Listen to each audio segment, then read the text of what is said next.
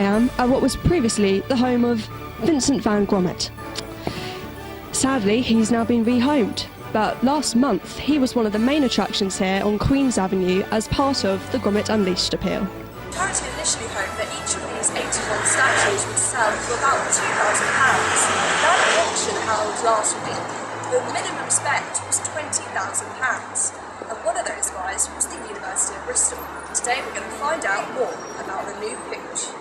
Over the summer, the highly popular 10-week public art trail saw 80 beautifully designed grommets let loose around Bristol and culminated in what was termed by organisers as the greatest dog show on earth, held in the former Habitat building.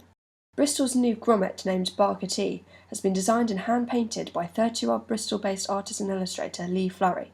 Lee told UBTV that the typographical approach used in the design enabled him to reflect Bristol's unique dialect. We spoke to the university's Director of Communication and Marketing to find out more about the uni's new edition.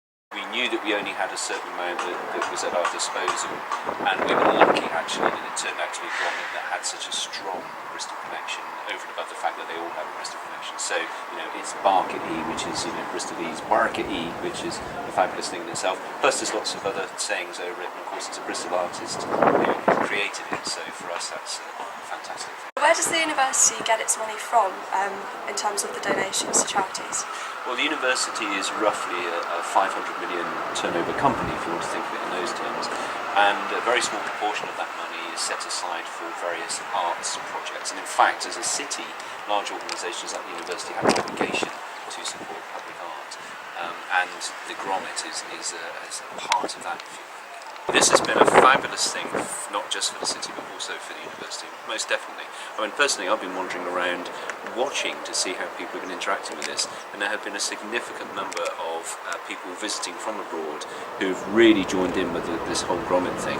Historically, this city has suffered from not being on the international map as much as it could be, and as much as it should be, frankly.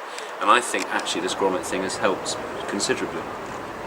The Wallace and Grommet Grand Appeal has had a long-standing association with the Bristol Children's Hospital, which has done a lot of projects to raise money for.